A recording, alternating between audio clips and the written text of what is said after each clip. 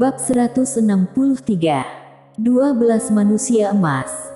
Akademi Changlan. Di bawah Gunung Ginoji, Mileye merasakan pemandangan di depannya dan sedikit terpana. Pada saat ini, di bawah Gunung Ginoji, untuk beberapa alasan, banyak orang berkumpul di sekitar gunung. Mereka menatap Gunung Ginoji, dan mata mereka penuh antisipasi. Mileye berjalan ke seorang pria. "Saudara ini, apa yang kalian tunggu?" Pria itu melirik Mileye, "Kamu tidak tahu?" Mileye menggelengkan kepalanya, "Tolong beritahu." Pria itu berkata, "Sarjana Nasional Mileye akan kembali." Mileye. Lelaki itu sedikit bersemangat, katanya dia akan kembali ke Akademi Changlan hari ini. Oleh karena itu, kami di sini. Begitu matahari terbit, aku sudah menunggu di sini. Mileye tertegun sejenak, dan kemudian berkata, "Semua orang di sini menunggunya." Pria itu mengangguk, "Ya, beberapa orang di depan bahkan lebih gila, dan mereka datang sebelum fajar." Mileye bertanya lagi, "Bagaimana kamu tahu dia kembali hari ini?" Pria itu tersenyum dan berkata, "Sudah tersebar di ibu kota kerajaan." Mileye menggelengkan kepalanya. Diperkirakan Nadia Jiang memberitahu Raja Kerajaan Jiang, dan kemudian menyebarkannya. Bukan apa-apa, hal kecil. Mileye menepuk bahu pria itu dengan ringan. "Mileye hanyalah orang biasa, tidak ada yang bisa dilihat, kembalilah dan baik-baik. Persetan denganmu." Pria itu tiba-tiba menjadi marah. Bagaimana sarjana nasional orang biasa? Dia adalah sarjana nasional Kerajaan Jiang, kultivator pedang Kerajaan Jiang. Beraninya kau menghinanya. Setelah berbicara, dia benar-benar meninju Mileye dengan pukulan. Mempermalukannya. Mileye sedikit bingung, apa yang dia katakan. Sadar bahwa tinju pria itu akan datang, Mileye dengan ringan menggerakkan jari kakinya dan mundur beberapa kaki. Pria itu tercengang ketika pukulannya jatuh. Pada saat ini, sudah ada beberapa orang di sekitar melihat ke arah mereka berdua. Mileye hendak berbicara, ketika seorang pemuda di samping tiba-tiba menunjuk Mileye dengan marah. "Aku mendengar dia menghina sarjana nasional barusan." Mileye. Mendengar kata-kata anak laki-laki itu, beberapa orang di lapangan langsung menatap Mileye, dengan kemarahan yang tidak disembunyikan di mata mereka. Mileye. Di hati Kerajaan Jiang, nama ini tidak bisa dikatakan suci, tetapi tidak boleh disinggung. Apa yang Mileye lakukan di Kerajaan Tang, telah menyebar di seluruh Kerajaan Jiang, dan ketenarannya saat ini, bahkan Ladiaan pada masa itu, jauh tertinggal. Bukan itu intinya Mileye sedang membela Kerajaan Jiang, berjuang untuk mempertahankan Kerajaan Jiang. Ini adalah sarjana nasional Kerajaan Jiang, juga pedang kultivator Kerajaan Jiang. Di samping, seorang pria tiba-tiba berjalan tidak jauh di depan Mileye. Dia melirik Mileye dan bertanya, "Mengapa kamu terlihat tidak asing bagiku?" Mileye sedikit terdiam, "Familiar. Bisakah tidak terlihat akrab? Bukankah kamu hanya menungguku?" Bahkan, orang-orang ini tidak mengenalnya, karena ketika dia berada di Kerajaan Jiang, dia tidak begitu terkenal. Oleh karena itu, banyak orang belum pernah melihatnya, dan bahkan jika beberapa telah melihatnya, mereka mungkin hanya bertemu dengannya dari kejauhan, hanya pertemuan kebetulan. Mileye secara alami tidak ingin melanjutkan kesalahpahaman seperti itu. Dia akan menjelaskan, pada saat ini, pria yang telah menembaknya sebelumnya tiba-tiba berkata, "Aku melihat mata pria ini seperti mati pencuri. Dia bukan orang yang baik pada pandangan pertama, mengapa tidak pukul dia dulu?" Wajah Mileye penuh garis hitam, "Mata pencuri. Sial, tidak punya mata. Bahkan jika kamu ingin memukuliku, tidak bisakah kamu menemukan alasan lain? Pada saat ini, seruan tiba-tiba terdengar di lapangan, ini Fina Ye. Segera, semua orang bergerak ke samping, dan seorang wanita datang dari kejauhan. Wanita itu muda dan mungil, mengenakan rok hijau tua. Di bagian belakang kepalanya, kepang kecil diikat, dia berjalan melewati kerumunan, kepang kecil itu berayun dengan lembut, sangat imut dan lucu. Fina Ye. Dia sekarang terkenal di Akademi Changlan dan ibu kota kerajaan, karena dia adalah yang terdepan dalam semua aspek akademi, dan yang paling penting, dia adalah yang termuda di antara semua siswa Akademi Changlan. Jadi, di akademi, dia adalah paling disukai. Fina Ye melirik beberapa orang di depannya, mengapa kamu membuat keributan di sini? Pada saat ini, pria yang akan memukul Mile Ye buru-buru berkata, Nona Ye, seseorang menghina sarjana nasional Ye. Mendengar ini, wajah Fina Ye langsung berubah dingin. Siapa? Pria itu menunjuk Mile Ye tidak jauh, dan semua orang dengan cepat memberi jalan. Ketika Fina Ye mengikuti jari pria itu melihat Mile Ye, dia segera terpana di tempatnya. Mile Ye berjalan ke Fina Ye dan tersenyum sedikit. Kenapa kamu tidak mengenalku? Fina Ye kembali sadar, gaun yang dipegangnya erat di tangannya. Dia berkata dengan gugup, Dekan. Dekan. Ketika mendengar dua kata ini, lapangan terdiam sejenak. Di sisi lain, anak laki-laki yang akan memukul Mile Ye langsung tersungkur di tanah. Dia sedikit bingung, siapa aku, dan apa yang aku lakukan. Setiap orang. Mile Ye melihat sekeliling dan berkata sambil tersenyum, terima kasih atas cinta semua orang dan menungguku di sini. Sekarang, semua orang melihat aku hanya orang biasa, tidak ada yang istimewa, semuanya pergilah. Setelah berbicara, dia berbalik menghadap Fina Ye, kembalilah ke akademi. Fina Ye mengangguk cepat, lalu berdiri dengan patuh di belakang Mile Ye.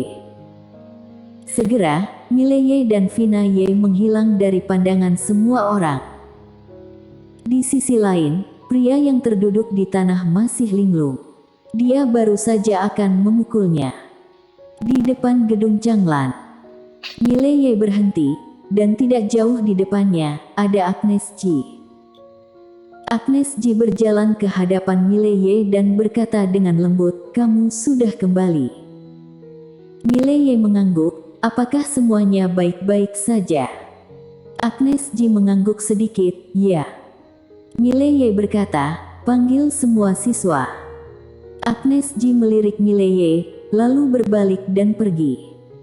Dalam 1/4 jam, semua mahasiswa berkumpul di depan gedung Changlan. Melihat Mile Ye di atas panggung, para siswa di lapangan dipenuhi dengan kegembiraan dan kekaguman. Status Akademi Changlan di Kerajaan Jiang saat ini sangat tinggi. Seluruh Kerajaan Jiang menghormati Akademi Changlan dari lubuk hati mereka, dan sekarang, semua orang di Kerajaan Jiang sangat bangga menjadi murid Changlan. Dan semua ini karena Mile Ye di depan mereka ini. Di sisi kiri dan kanan Mile Ye, masing-masing ada Agnes Ji dan Jeffrey. Mile Ye maju selangkah dan melihat ke bawah.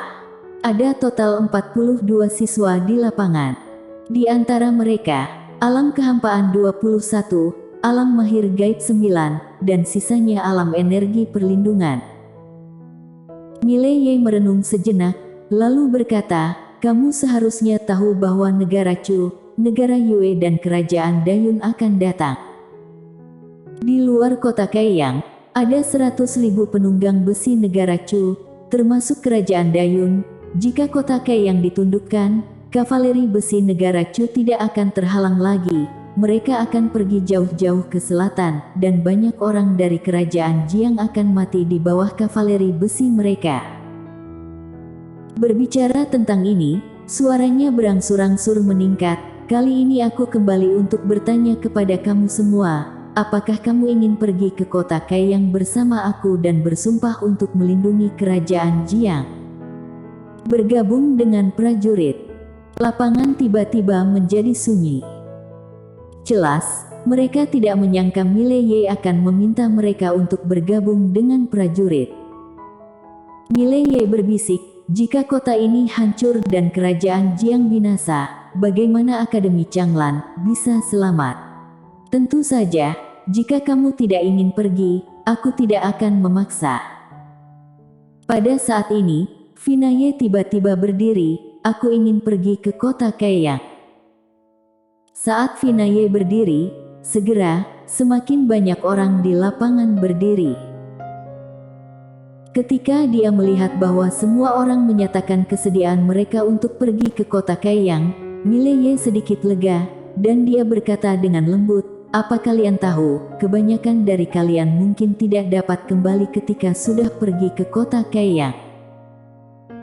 Di depan Mile Ye, seorang pria menyeringai, "Dekan, kalian semua bekerja keras untuk kerajaan Jiang di kota Kaiyang, bagaimana aku bisa serakah akan hidup dan takut mati?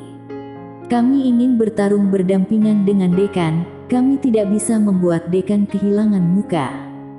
Ya, aku berharap bisa hidup dan mati bersama dekan. Aku tidak setuju." Pada saat ini, suara teriakan dingin tiba-tiba datang dari samping.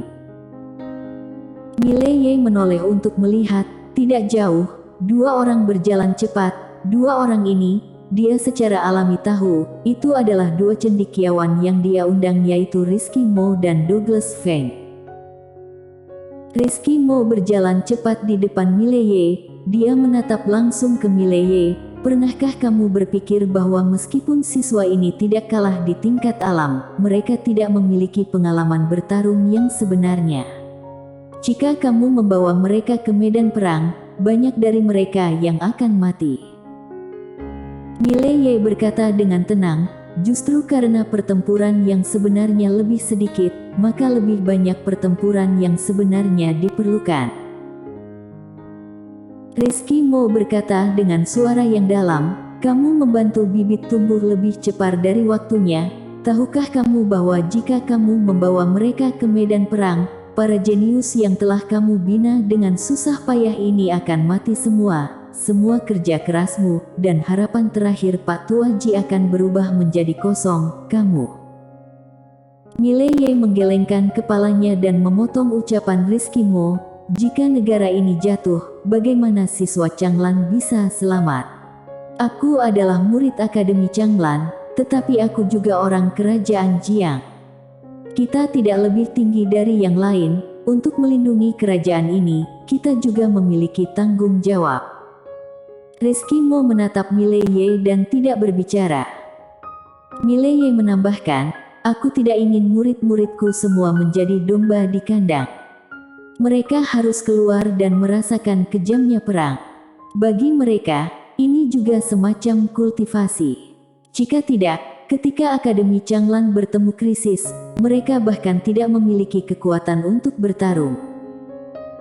Setelah bertemu jenius benua dewa dataran tengah seperti Hans Ling dan Kurnia Lu, dia mengerti satu hal. Jika hanya berkultivasi di rumah dan tidak keluar dan menjelajah, kultivasi kamu akan sia-sia sepanjang hidup. Hans Ling dan anggota resimen prajurit bayaran ke-9, apakah mereka hasil kultivasi? Tidak. Mereka hasil dari pertarungan. Mereka telah melalui pertempuran hidup dan mati yang tak terhitung jumlahnya sebelum akhirnya mereka memiliki kekuatan seperti sekarang ini. Jika siswa seperti Akademi Changlan tidak keluar dan bertarung, mereka tidak akan pernah bisa menandingi para jenius dan monster super benua dewa dataran tengah. Sepotong besi tidak akan pernah menjadi pedang yang tajam jika tidak ditempa ribuan kali. Rizky Mo menatap Mile Ye untuk waktu yang lama, secara bertahap, ekspresinya melunak, "Ikutlah denganku." Mile Ye sedikit bingung karena dia menemukan bahwa Rizky Mo dan Douglas Feng sedikit misterius. Tanpa banyak berpikir, Mile Ye mengikuti. Ketiganya datang ke gunung belakang. Rizky Mo berhenti. Dia berbalik untuk melihat Mileye. Telapak tangannya terbentang dan sebuah kotak muncul di tangannya. Mileye sedikit bingung. Ini. Rizky Mo membuka kotak itu, dan di dalam kotak itu ada 12 sosok emas kecil, masing-masing memegang tombak emas di tangannya. Rizky Mo memandang Mileye, 12 pria emas, seorang kaisar yang luar biasa dan berbakat mengumpulkan emas merah dan membentuk ini. Setiap pria emas memiliki formasi di dalamnya, energi spiritual dituangkan, pria emas diaktifkan, dan itu bisa menekan dunia. Tapi dulu rusak parah, spiritualitas rusak, dan sekarang hanya setara dengan alam harmoni dewa, dan karena formasinya hancur, sekali diaktifkan, dibutuhkan banyak senjata spiritual kualitas super. Mileye berkata dengan sungguh-sungguh, bagaimana kekuatannya? Rizky Mo dengan lembut mengambil tangan kanannya, dan di dalam kotak, sosok emas tiba-tiba berubah menjadi cahaya keemasan dan jatuh ke samping, dan pada saat ini, sosok emas kecil ini telah menjadi sosok emas besar, jauh lebih tinggi dari Mileye. Rizky Mo berbisik, cobalah. Mileye melenturkan jari-jarinya, dan seberkas cahaya pedang tiba-tiba mengenai pria emas itu. Pria emas itu tetap tidak bergerak, pedangnya tertusuk, dan bahkan tidak ada jejaknya. Wajah Mileye berubah. Pedangnya itu pedang asli. Setelah beberapa saat, Mileye menghadap Rizky Mo, kondisi. Rizky Mo menatap langsung ke Mileye, masuklah anggota Konfusianisme aku dan jadilah juru bicara Konfusianisme aku. Jika kamu mau, Konfusianisme akan mendukung kamu. Bersambung.